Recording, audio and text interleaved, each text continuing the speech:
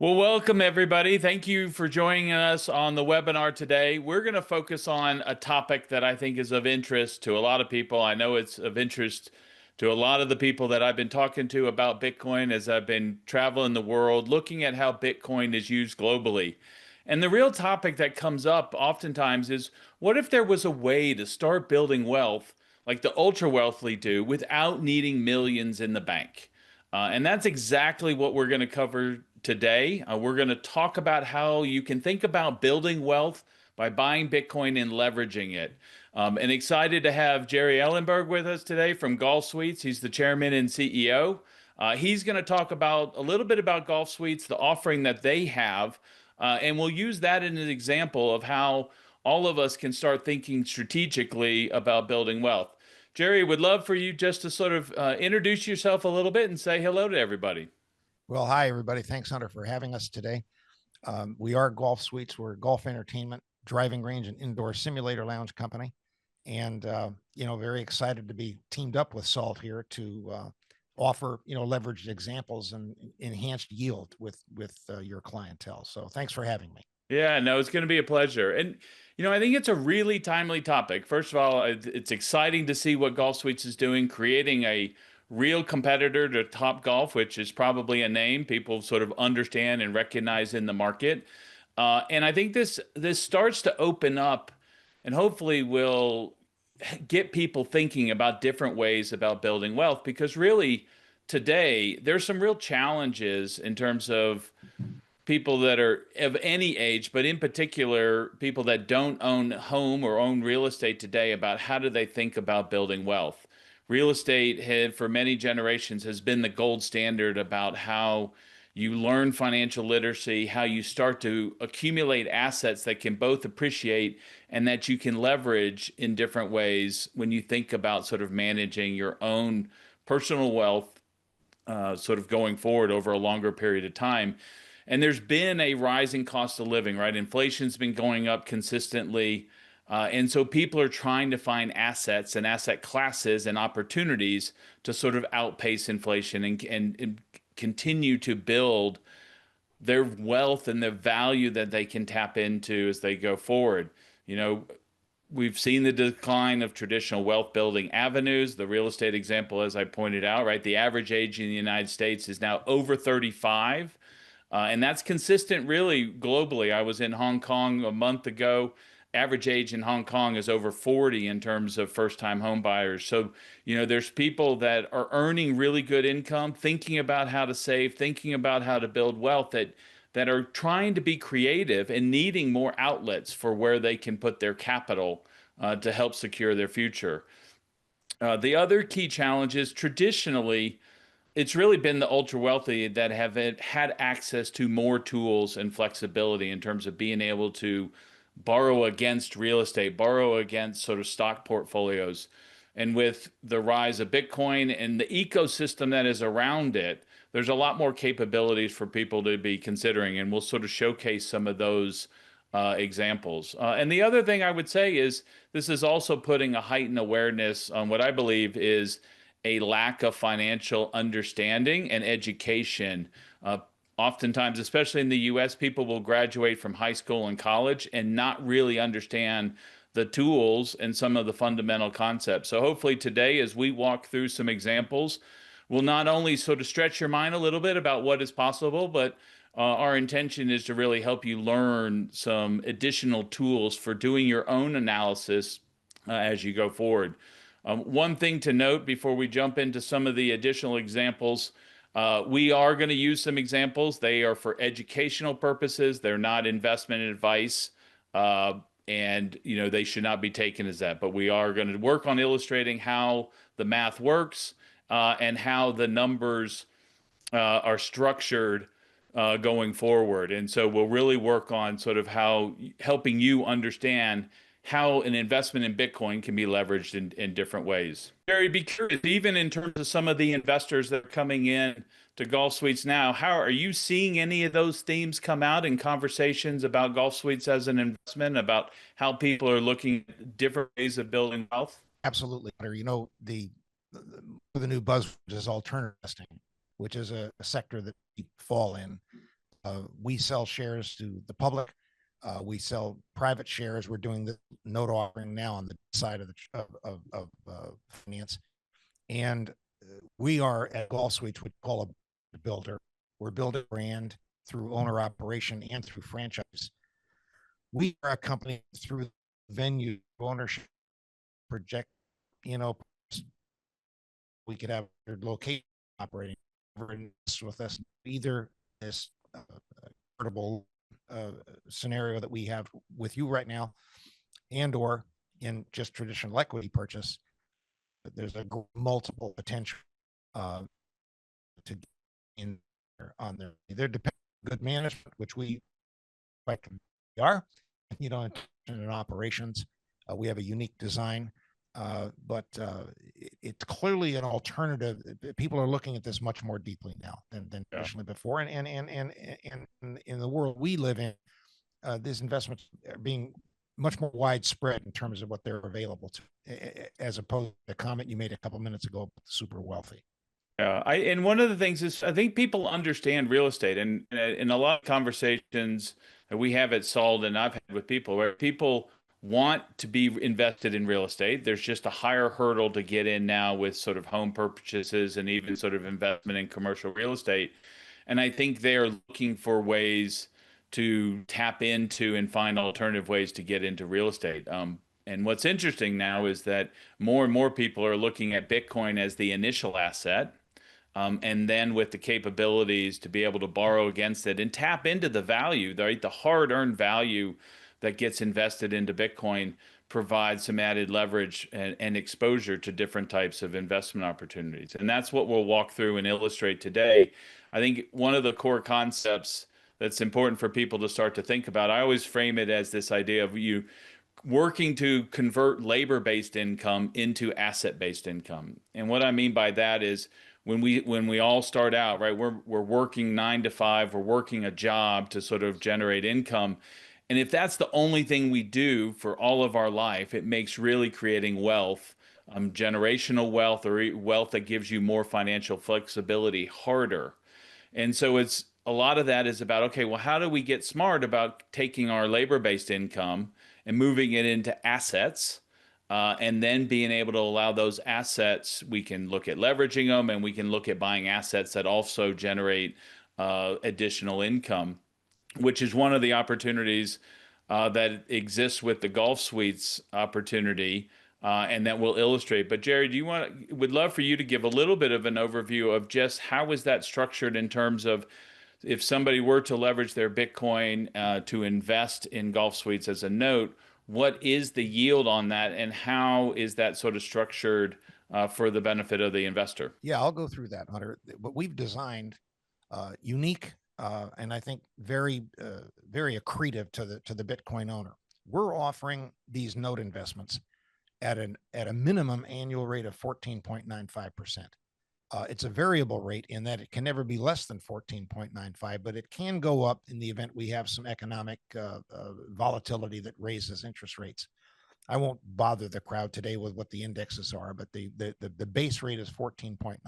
Bitcoin owners, clients of Salt, can borrow against their Bitcoin on a 50% basis. So if someone wants to invest in this loan program, let's say $50,000, which is your example today, they would stake or they would hypothecate 100,000 of their Bitcoin, borrow this 50,000 at 9.95%, pay Salt Lending 9.95, and collect 14.95 from us. So that's what's called a 5% positive yield, a 5% spread. One of the key attributes of what we're doing with you now, Hunter, as you know, is that we're prepaying the first year of interest. That has turned out to be quite a very big discussion point because Bitcoin owners, many of them are thinking that their Bitcoin is going to go up in value over the first year. And so the interest portion itself may grow over the first year. We will use this capital to build, develop, and open various facilities in both in terms of owner operator and franchise. We will replenish the capital as we put permanent financing on. And these loans are blanket secured by all of the assets that Golf Suites own, everything from our real estate to our facilities to our franchise rights, our intellectual properties. It's a blanket security against everything we own. So I want to punch hard that prepay, Yeah. which is a common thing, Hunter, as you know, in the world of construction. People like us are very used to doing a reserve set aside for the first year of interest. So I offered that at the commencement of our discussion, not really knowing the effect that it may have on the Bitcoin owner, because he gets, say, a $50,000 investment to get around $7,500 of interest paid that very day in Bitcoin. And that 7,500 itself may grow over the year because it's tied to the Bitcoin index. So it's a very good example of kind of a consolidated growth issue of the Bitcoin itself, along with the value of the assets that are being secured. No, that will be great. And we'll walk through an example here in just a moment that will illustrate the impact of that interest being paid up front, one, but also Right. being paid in Bitcoin, and what that means in terms of the overall yield opportunities for a Bitcoin owner if they were sort of interested in making an investment sort of with that leverage. Right. Before we do that, we'd love for you to give a little bit more of a description about just the Golf Suites project as a whole. How did you come to this idea? What is sort of the overall strategy in terms of that sort of entertainment market? Yeah, we don't have a real scientific answer to how we went into this. This company was evolved by two of us, my co-founder and co-chairman, Ryan Kennig. Ryan and I met hell, a decade and a half ago, and we're in the home building business together, and saw a Top Golf being built. And I looked to Ryan, and who has 2/3 to 3/4 of $1 billion of construction completions on his resume, and said, "Could you build something like this?" He started laughing because it's a very easy build, compared to the stuff he had done. And so we set out, spent 2 or 3 years of R&D figuring out what to do. Started raising capital, and we now have our first couple of facilities, both of which are takeover. And what we're doing now is moving into new construction with site number 3 at Auburn University, an outdoor driving range, and then site number 4 at Madison, Mississippi, which will be our first indoor lounge. Since we started this, Hunter, this indoor side of the business has gotten huge. I think you know that it's a much greater ease of entry, it's cheaper development cost, easier management because it's all indoor. So Ryan's and my vision, it probably it ends up being a 3 or 4 to 1 ratio of indoor facilities to outdoor. The outdoors are a little more difficult to develop. They're bigger parcels of land, more zoning involved, and so forth. And on top of that, we decided to go into the franchise side of the business. We have dozens of people who want to franchise with us. We can't even get started on that till we finish our licensing. But the franchise side of Golf Suites should end up being huge. The indoor, primarily probably an indoor, but this is a major brand build. These assets come in. We drive this to about a 13 to 15% yield on total cost. We're borrowing this money, of course, at 14.95. An indoor site will pay that loan back over 6 months. An outdoor site over a year. We will, during the 5-year term of the loan, will replenish that capital by building additional assets. People ask, as you know, Hunter, what's the exit? Everybody always wants to know the exit. American investors want to exit the investment before they even make it. So we advise that we get up to a 3-digit number of locations between owner, operator, and franchise. We could be a merger candidate, something like that. As you know, Hunter, we have this equity conversion feature in here as well. The Bitcoin owners, your clientele who invest in this note program, have the option of converting part or all of their loan, if they wish, to equity at a 20% discount off our current sale price of shares.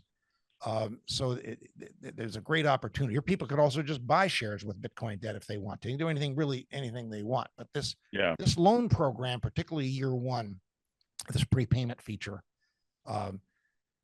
we're starting to learn a little bit about Bitcoin. I think there's a combination of our asset growth inside the company marries together with the Bitcoin growth itself. Every interest payment they get, those payments can grow in value over time to the degree Bitcoin performs the way the public pretty much feels it will. Yeah, no, that's great. And why don't we shift into looking at an example Sure. I think that would be sort of a great way to sort of tackle and sort of highlight to everybody some of the math and some of the opportunities that exist here. Let me pull this up and we can sort of dive into it a little bit. One thing as I'm pulling this up, just a note for everybody, if you do have any questions, as Jerry and I are going through the example and talking about sort of the Golf Suites case study, please drop them into the Q&A sort of section of the Zoom webinar. And we will spend some time at the before we wrap everything to address as many of the questions that we can. Any questions, by the way, Hunter, that we can't get to today, we will follow up with some written answers as well. Yeah. So here's an example, and Jerry, I'll let you, as I walk through this, happy to have you add some color to some of the things and how Golf Suites is focusing on this. But just to frame it for everybody, in terms of some of the foundational elements here, from just sort of starting assumptions, we're going to assume that, somebody that's evaluating this opportunity has one Bitcoin. We have sort of a price feed coming in with the current price that's just over $108,000. So opportunity to buy in the current dip that we're seeing. We are assuming that the investment amount is then $50,000 into a Golf Suites note. But for just general educational purpose, right, this can be thought of as just leveraging your Bitcoin asset for any investment. And we're walking through Golf Suites as an example. As Jerry said, the Golf Suites will pay out no less than 14.95% per annum. And I have modeled out for this example a 3-year term. Now, one of the things that we can play with is looking at the impact of the BTC annual growth rate. For the initial illustration that we'll walk through, I've modeled it out at 20%, which I think is super conservative, but we'll do it to sort of illustrate the point. And then we will make this calculator available to people. So if you want to then do your own analysis, we encourage that as you're looking at sort of any potential opportunity for leveraging your Bitcoin. As Jerry was mentioning, a key element that is really unique and differentiated with this opportunity, which I think is really encouraging and will be of interest for Bitcoin owners, is that the loan amount, we're doing it at sort of at most a 50% LTV. So for the $50,000 loan, it comes out to be 45.87% LTV. Now, where it gets sort of interesting, exciting is really when we start to look at the post-investment analysis. So we're thinking about this being day zero is when you make the investment, and this is what your account would look like on day one. As Jerry was referencing, that first year of yield gets paid out in one lump sum up front and gets converted into Bitcoin and deposited into your collateral account. And the opportunity there is not only does it give you more upside and exposure to additional Bitcoin immediately, but it also helps lower your LTV. So in this example we're looking here, we're going from sort of a 45.8% LTV down to a 42.89% LTV. So helping moderate the risk of a loan and sort of increasing the price drop that you would have to see before you get margin calls and need to add additional collateral into sort of your loan. So it gives some added protection as an investor. And then when we take those inputs and start to look at the return analysis, I think one of the things that's really interesting to see here, and I think will be viewed as a really strong benefit, is that over the course of 3 years, you were able to accumulate sort of in this scenario an additional 0.17 Bitcoin, right? So roughly a little bit more than 17% growth on the quantity of Bitcoin that you own. And I think that's a real unique opportunity in terms of converting the annual yield. So if we look at year one, we have sort of the estimated projected yield of just under $7,500 being converted into 0.068 Bitcoin. And then when we look at the projected BTC price, we're sort of modeling out what the appreciation of that asset would be at the end of year one, year two, and year three.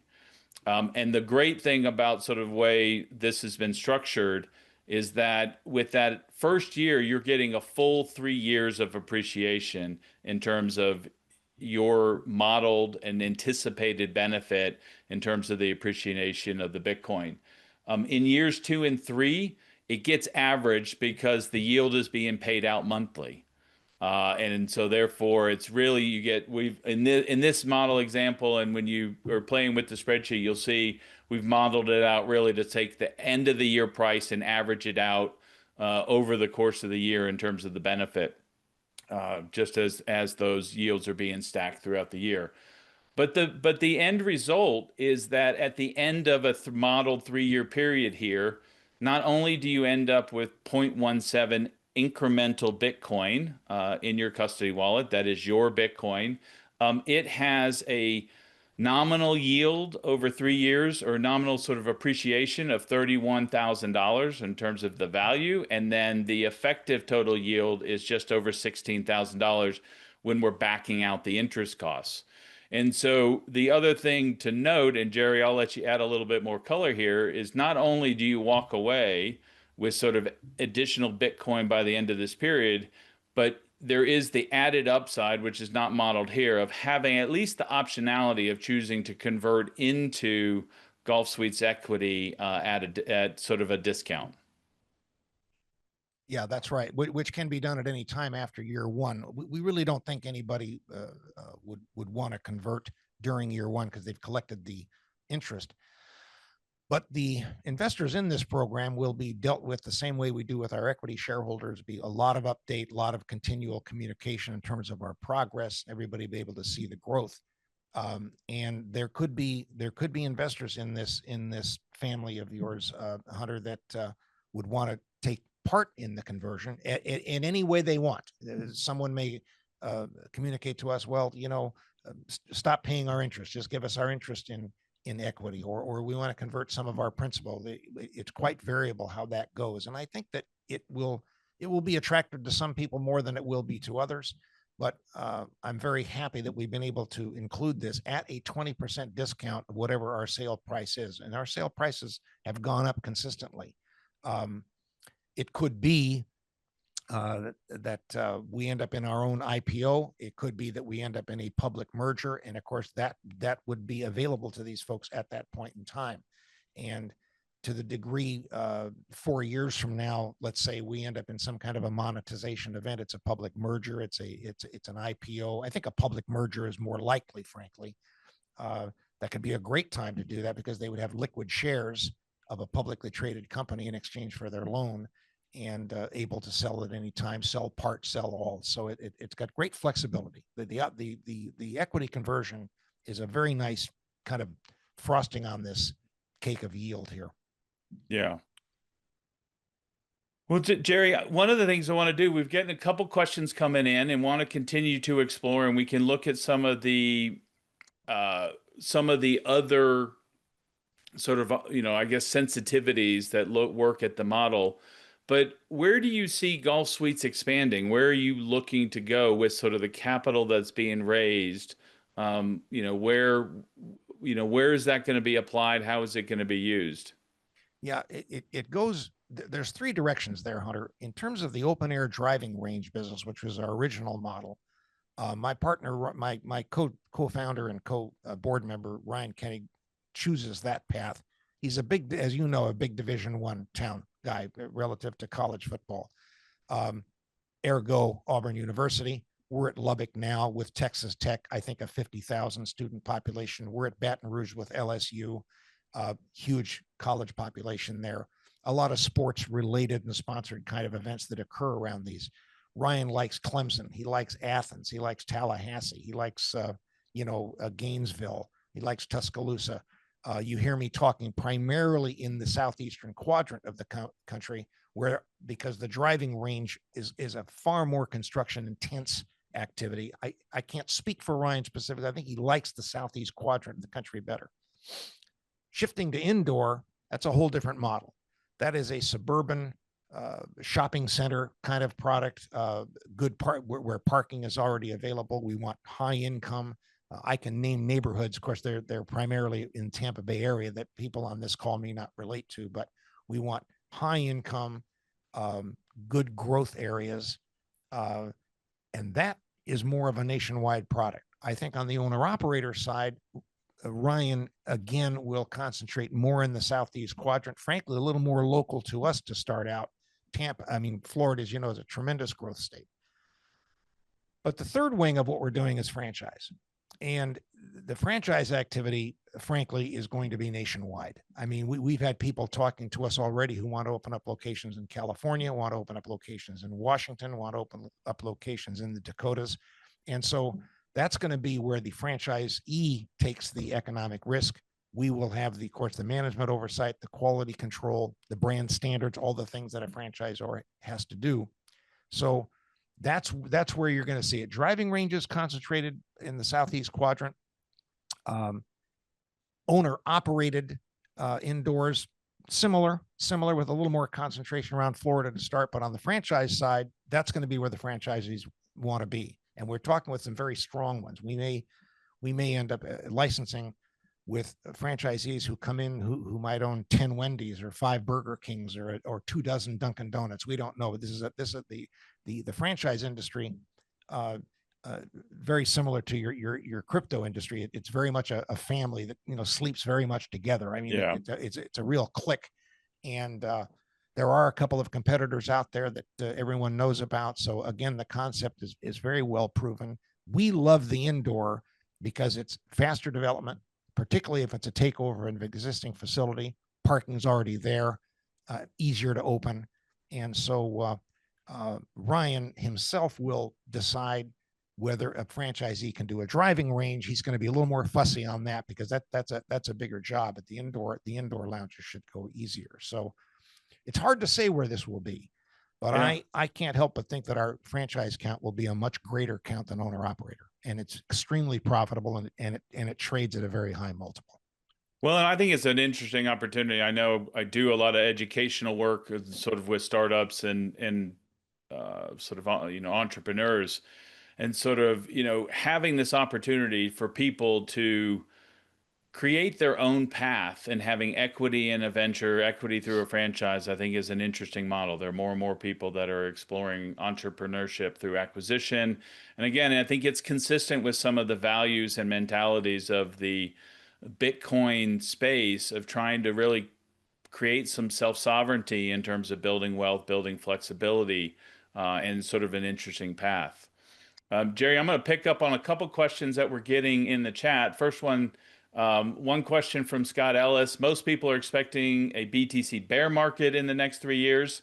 I am definitely not one to work on trying to predict the price or where it's going. What I do think that hopefully you'll find, Scott, you'll find the tool that we'll share out of interest because you can play around with the growth rates. But fundamentally, one of the things I would encourage everybody to be thinking about and looking at when you're looking to sort of leverage your, look at taking out leverage on your Bitcoin is what is the guaranteed or minimum sort of yield versus sort of the cost of the loan. And in this case, the yield on the Gulf Suites note is 14.95%, and the interest rate is 9.95. So out of the gate, you're making a 5% yield sort of on that, plus you have the added upside either in terms of the BTC appreciation and sort of some of the other benefits in the note. And I think as a investor would encourage you to do your own analysis to think about sort of what that might look like.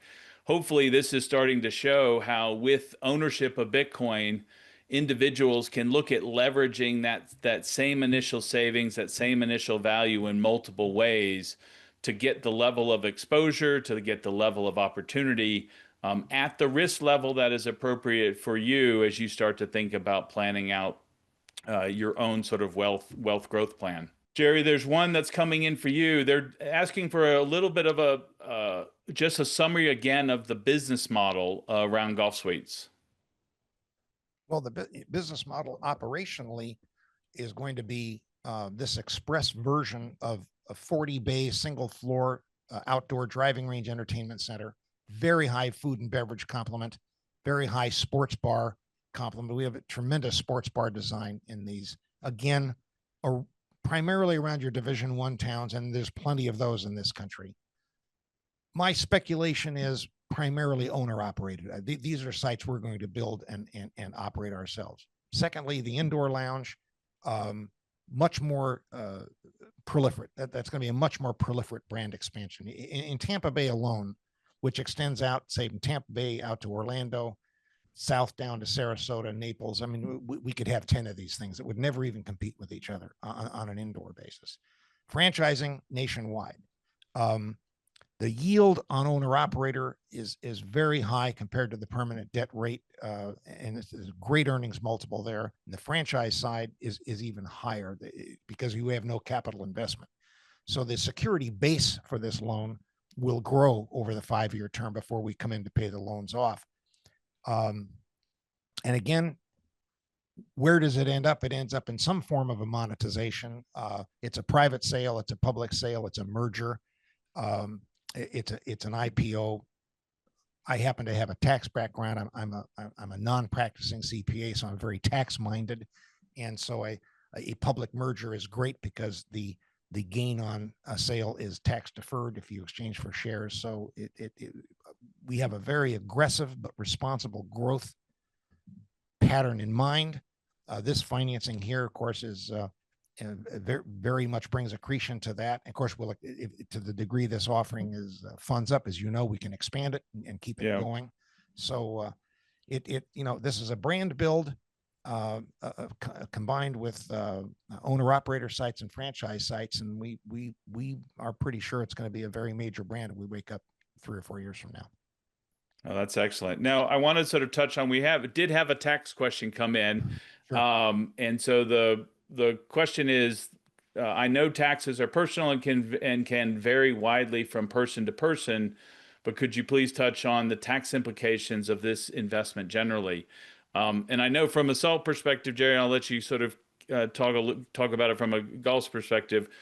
We always encourage people to get your own tax advice. I can give you my opinion in terms of how I think, at least directionally, what some of these categories fall into, and then what happens with the loan. But we'll always encourage you to go out and talk with a tax professional and tax expert, as there's different interpretations, and depending on the jurisdiction you're in, even in the U.S. and then outside the U.S., there can be different treatments. Now, Jerry, my understanding is that one of the things that people do, and our current customers and a lot of people we talk with, they like borrowing against their Bitcoin because it gives them liquidity without a taxable event because they're not selling their Bitcoin. Right. They'd be using those funds to make an investment in an investment opportunity such as Gulf Suites. It's my interpretation that the yield that's being paid out would be subject to is a taxable event and subject to sort of tax depending on the different capital gains rules that would apply for an individual. What are some of the other tax considerations with the Gulf Suites investment in particular? On this loan program, Hunter, this is a loan that generates interest income. I am no expert right now, and I've seen conflicting advices on the payment of interest in Bitcoin. Is it taxable? Is it not? We can't opine on that. We're going to pay this interest. It is really up to the investor to work with his or her own advisor to decide the taxability of that interest upon receipt. To the degree there's equity conversion, then we get into the long-term capital gain issue. And as I was talking about earlier, the potential of merging something like this. I think we're a major merger candidate 5 years down the road in that time frame, 4, 5, 6 years.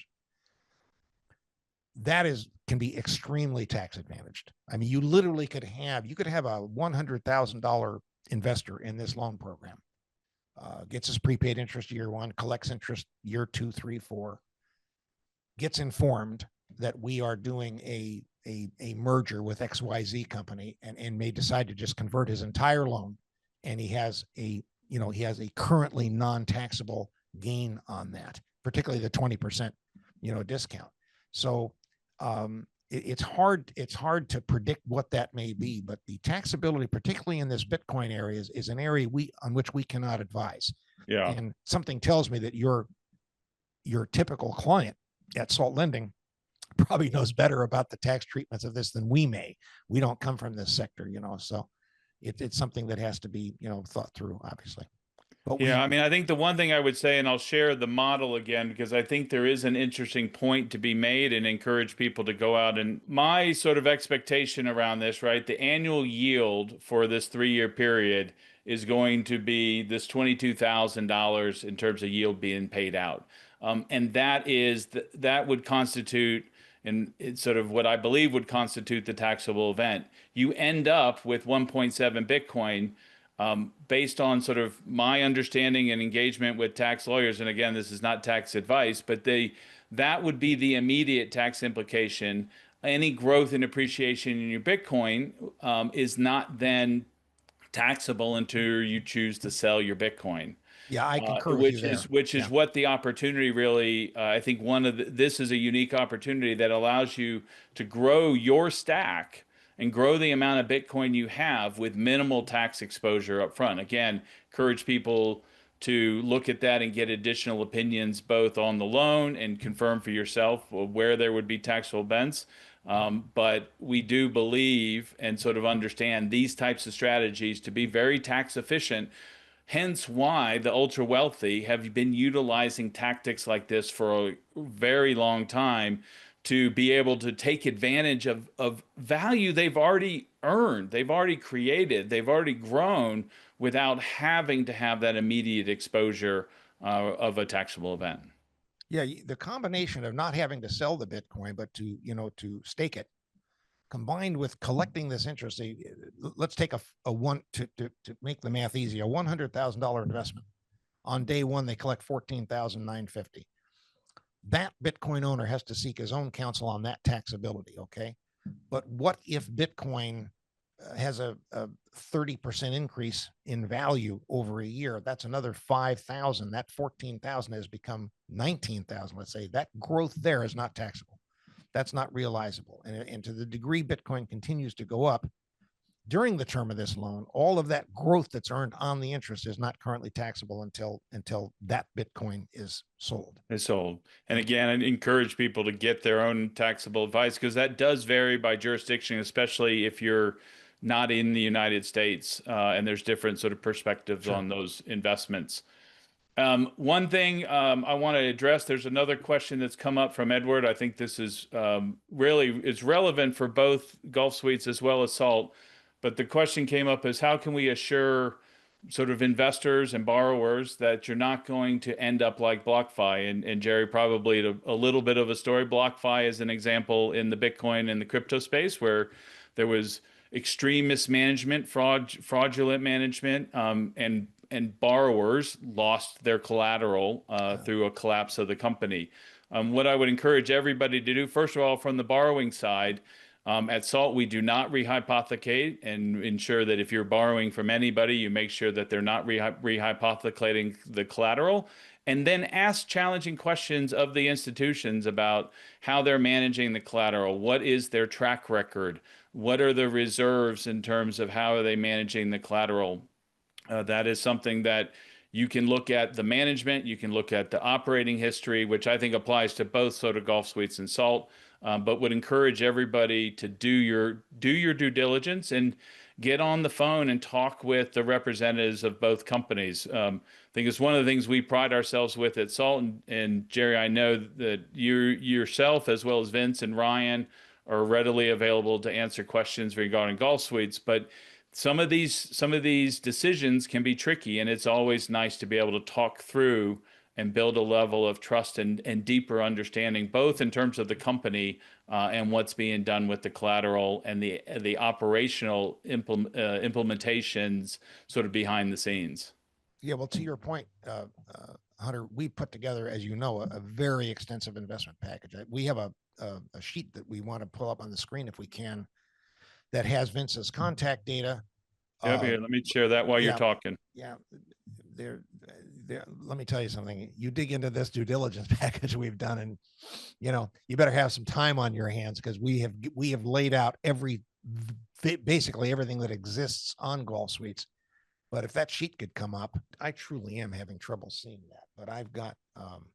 Is there any way? Can we enlarge it Yeah, here? let me zoom in a little bit. I can Yeah. change the view here. But before we even, I'm going to go through some major points. But the most important thing is at the bottom. where you see the contact. Yeah, that's excellent. That's great for these tired old eyes. At the very bottom, um, folks, all of you who are with us here today, take particular note of that email address you see, vincentholman@golfsuites.com, and the link below. The investgolfsuites.com/offering is a 100-page document that includes all kinds of due diligence background on the owners, the founders, the whole business plan concept, the 2024 25-page financial statement, feasibility studies on the indoor concept, and then, of course, the document package itself, the promissory note, the collateral agreement, the security agreement, the term sheet. It's all in there. Inside that 100-page document is a link to another 100 pages of our most recent public offering with the SEC. So we've laid out essentially everything there is to do to come to a decision as to whether you'd like to do this. Now, the sequence here is that if you decide to do this investment, you do our documents first, and then it gets shot over to SALT where you can process your loan. But that sheet that was just shown, Hunter, with your permission, we'll email that out to the participants so they can just link right on. And Yeah, we'll get a link shared, or we'll get the information distributed, get both that in out. terms of the Yeah, the information sheet as well as the model that we walk through, so people can start to do your own analysis. We're kind of as I've told you, Hunter, we're kind of an old fashioned company here. We're kind of like the old TV show Cheers. We're kind of like the corner grocery store. We like to talk to people. And so we're encouraging, Vince has a crew of 8 or 9 people, tremendous professionals, all standing ready. And I think if you email Vince, he can then field the calls out. We think we have a lot more people involved in this today, Hunter, than you and I planned. So it might take a little while to get back to people, but discussing it with them, these Vince's folks know to pull me up on the line if they want to talk to Jerry, and so we can have a very fluid transfer of data here for these folks to make their investment decisions. No, that'd be great. So we got one question that's come in that's probably more up your alley from Femi. Are you interested? Is Gulf Suites interested in California? And what do sort of franchises look like there? They're interested in knowing more. Yeah, Tracy Rosensteel, who does our in-house investment banking and has taken over the franchise activity, would be the one to talk to about this. I am a native Californian. I'm a San Francisco native, and I'm sitting here counting to 5 what to say, because California is a very expensive state to operate in, but there's a lot of areas of California that would do very well with this. We think we will do very well with franchise out there, particularly California business people who are accustomed to that culture, to the, frankly, the higher cost of business, higher labor rates and so forth. But we would be very supportive of that. I can name 20 different towns. I could see this. I can name 10 different towns where we could have 5 or 6 locations. Silicon Valley, east of Los Angeles. I mean, wonderful areas for this. So whoever this person is, make sure you click on to Vince's email there, and he'll get you over to Tracy, and we'll start talking about this. Franchising, I don't want to get into this too deeply, is a very sensitive issue. We can just have a very general discussion. We can't get anything too detailed until our franchise disclosure documents are done, which should be done later this quarter. Yeah, very cool. We'll be very interested in doing that. And then another question had come in about is there a prospectus? And I believe you answered yes, that there is, and there'll be a link that shares out that goes to the Gulf Suites prospectus. Right, which is now up at our website as well. If you go to golfsuites.com, you'll see the offering, the link there. That is that complete package. And you also can get that in dealing with Vince on his email. So very easy to get that to you. Yeah. And if people are interested in understanding also just sort of what the loan structure is and some of the additional details, you can go to saltlending.com/Gulf Suites. And there's more information there about sort of the process that once you've chosen to make an investment in Gulf Suites, how we can help facilitate the loan against the sort of Bitcoin and other digital asset collateral that you might have. We have a question coming in clarifying about the yield. So are they paying a yield for loaning them our Bitcoin and then getting our Bitcoin back after 3 years plus the BTC yield that was earned? So Cedric, this question, I think, let me start off, Jerry, and I'll let you add to it. The actual investment in Gulf Suites in this scenario here is being made in dollars. and you're borrowing against your Bitcoin. So we'll use the example of if Bitcoin's worth $100,000 and you wanted to make a $50,000 investment in Golf Suites, Salt would be facilitating the loan. That's our role in this process. And so you would deposit a Bitcoin with Salt. We would provide a $50,000 loan. Through the documentation that's been set up, we would make that, you'd give us the authority to make that payment directly to Golf Suites. Golf Suites then gives us all of the interest payments on behalf of the people that are closing at the same time. And then we'd paying that out in Bitcoin into your collateral account. And one of the benefits here is like you could choose to keep that in your collateral account. And as with any SALT loan, you're also able to do reverse margin calls or take out excess collateral as long as you don't go sort of above a 50% LTV. So there is some flexibility in terms of, as the price may go up or go down, but if you have an opportunity to take collateral out, you would under that sort of scenario. I don't think I have much to add to that. And That then pretty well the covers only it, yeah. other thing that I want to clarify is that Golf Suites will be paying out the yield, and you still are responsible for paying off the loan. And so, I guess Jerry, a couple ways that it could end or sort of transpire is if somebody at the end wanted just to sort of close out the loan, you'd return the cash investment Yeah. that somebody could then choose to pay back Salt, and Salt would return the Bitcoin. The other option is that if people were to convert their note into equity, then the loan would still exist, and we could work with you on how you wanted to continue to service it, the structure of it, whether it's interest only, or if at that point you wanted to pay it off, maybe with collateral appreciation or with other cash that you might have.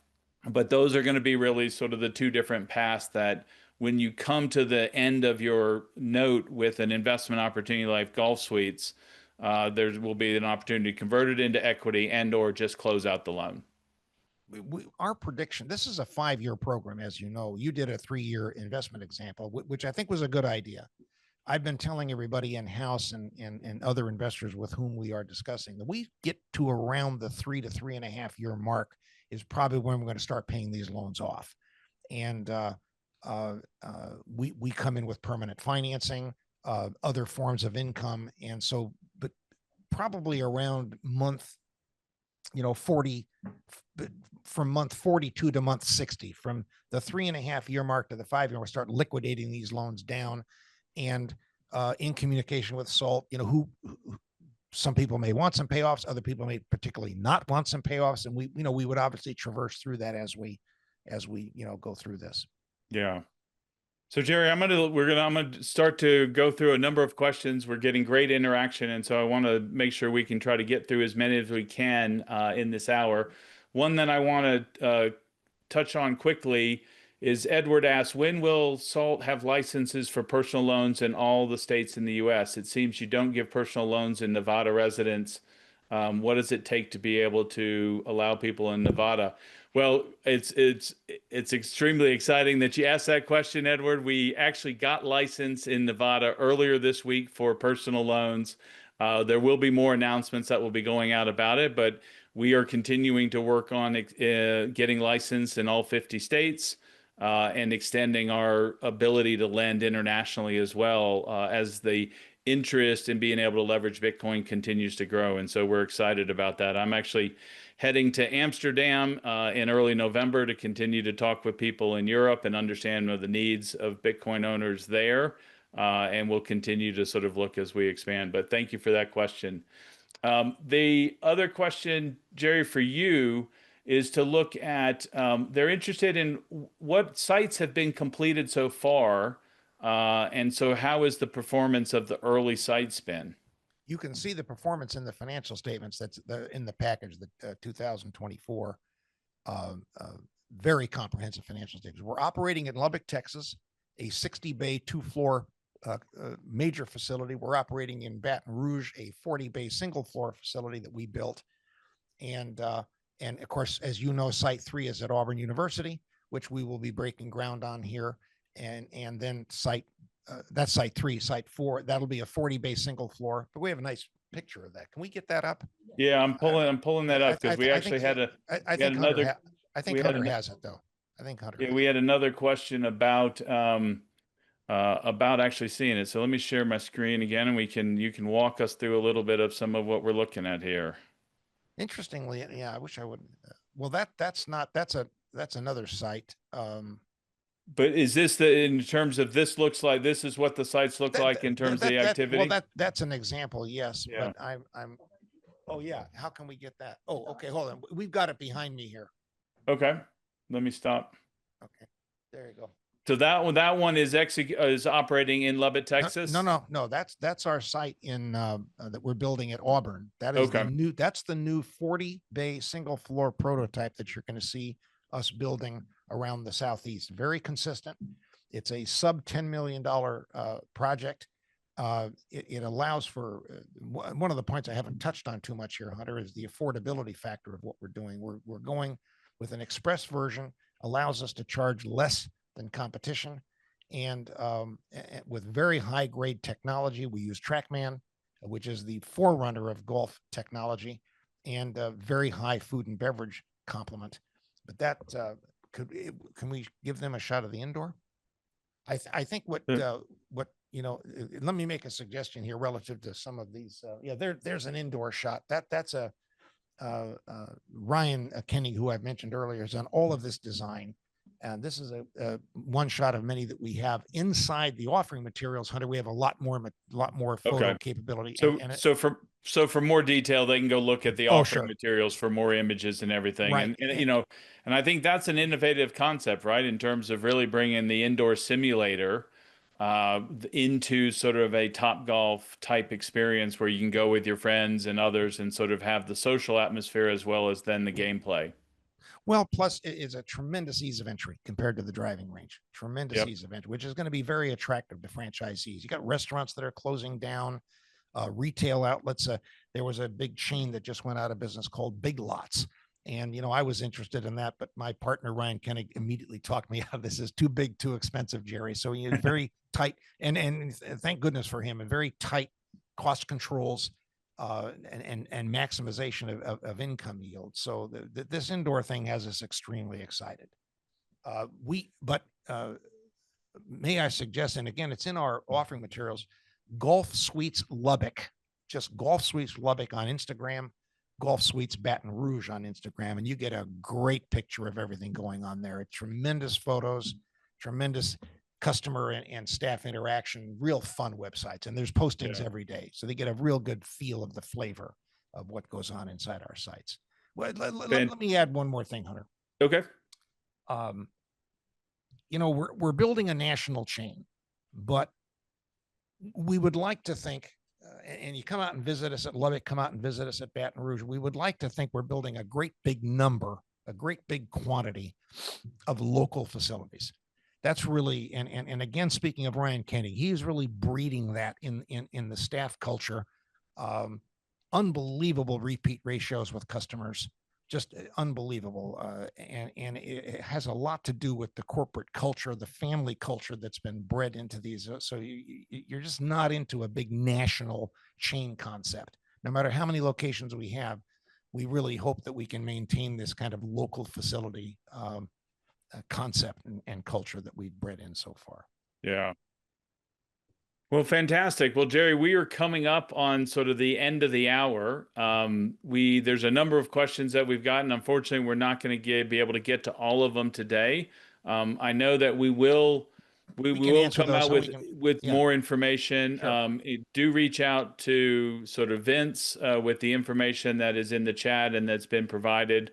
There'll be more information for questions on golf suites. Reach out to Salt Lending if you have questions about the loan and the structure. There are more details about sort of this sort of opportunity and how Salt has designed a loan to support it at saltlending.com/golf suites. And then also, Jerry and I will be back in 2 weeks. We're going to come back and talk a little bit more about sort of yield opportunities. Have another webinar in 2 weeks where we're looking at the Bitcoin trends just in terms of growth, what the market is looking like, what are opportunities in yield generation.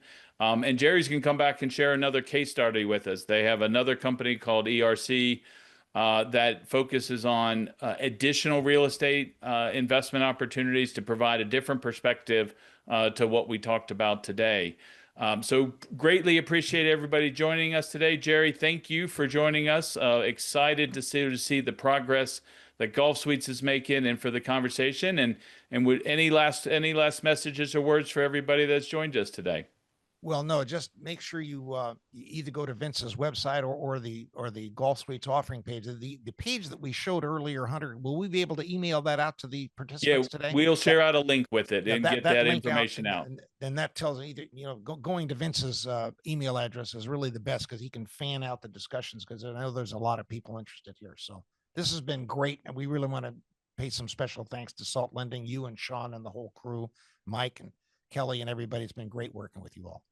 Well, it's been a pleasure. And thank you again for everybody for joining us. Stay long, stay liquid, stay salty, and we'll see you in a couple of weeks. Take care.